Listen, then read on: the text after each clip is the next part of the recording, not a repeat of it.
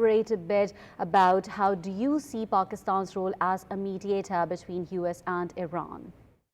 Absolutely. Well, look, can I begin by adding my congratulations and as part of the international community, my gratitude to the government of your great country for the role that it has played in bringing about this historic agreement. There is no doubt that your country has played an absolutely central role, and many of us around the world will appreciate that because, of course, this conflict has affected everybody through its devastating effect on the world's economy. Now, how do you see it? Do you think that somehow could the success of Pakistan facilitated diplomacy? It can open new avenues for Islamabad to play a greater role in resolving regional and global disputes?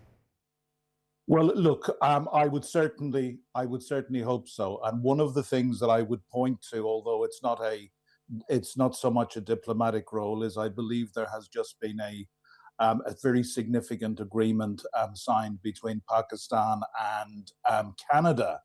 And you know, Canada is a country, personally, in my assessment, that I see as key to the way forward in building a new rules-based order for the world. But I must sound a note of caution. As the gentleman who was on earlier from Johns Hopkins University said, one of the great complications in this deal is Lebanon.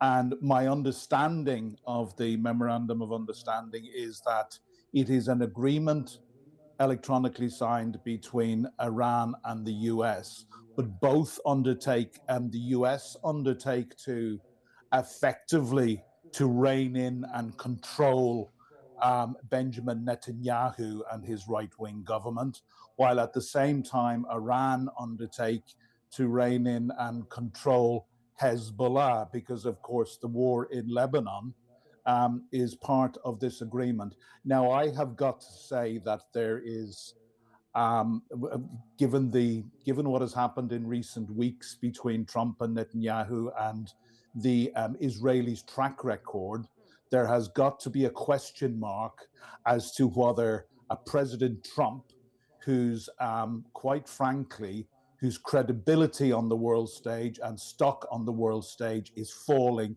very, very fast. Yeah. Now, we know that the closure of the Strait of Hormuz, it has affected the global world supplies in a very destructive manner. We have seen inflation going upwards as well. The oil prices were spiking as well.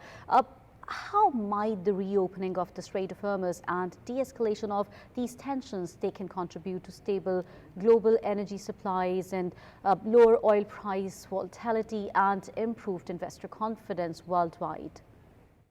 Well, of course, it's going to have a positive effect on all that, but it does seem that the reopening of the Straits of Hormuz is as the only tangible result that America has received from all this. And of course, before this war, which has cost an estimated 14,000 lives, it's cost the United States an estimated $2 billion every day for the 100 days of the war, 100 days or thereabouts. So the Straits of Hormuz were open and free to transit before this war.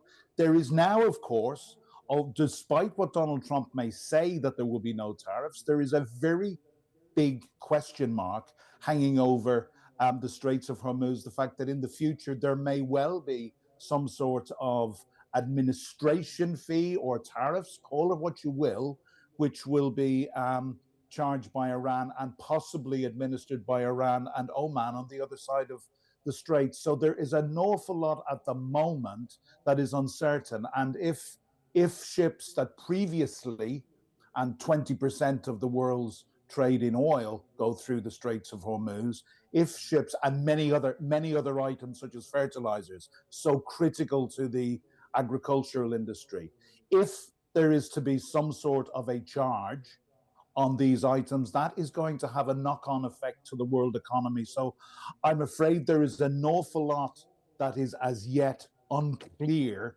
But this is and this takes, what I'm going to say takes nothing away from the great role which Pakistan has played. But this is a great deal for Iran. This is looking like, and all the people that I'm speaking to, this is looking like a capitulation on the behalf of the United States. They clearly went into this war, although Donald Trump will deny it now, looking for regime change. That was made clear by the rhetoric of Trump and his so-called Secretary of War, Hegseth, in the early days. It's arguable that not only has the regime been left in place, it is arguably more hardline and has greater grip over its people than it had before. So I'm afraid at the moment, and of course the whole nuclear issue has been kicked down the road for 60 days.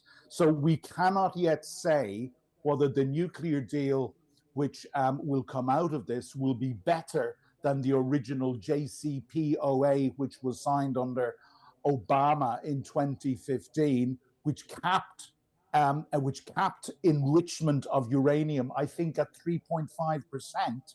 Of course, when the United States withdrew from that, it freed up Iran's hand to enrich its uranium, and we know that some of Iran's uranium stockpiles are now enriched to a level of 60% or even more. So there's, great that we have this deal. It offers us hope. It offers hope to the markets. Hopefully, it will give some relief, even to people like myself sitting comfortable in London, who is, facing higher food prices and higher oil prices.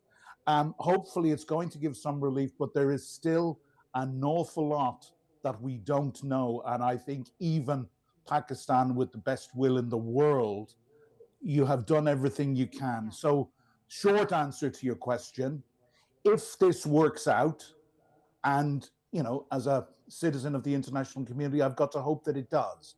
If this works out, it most certainly will create I think, a greater role for your country in peace negotiations. But actually, I think the way Pakistan has behaved, that they have, you as a great nation have put your hand up already to say, look, we are willing and able to intervene in the most difficult of situations. So, all good news for Pakistan as far as I'm concerned.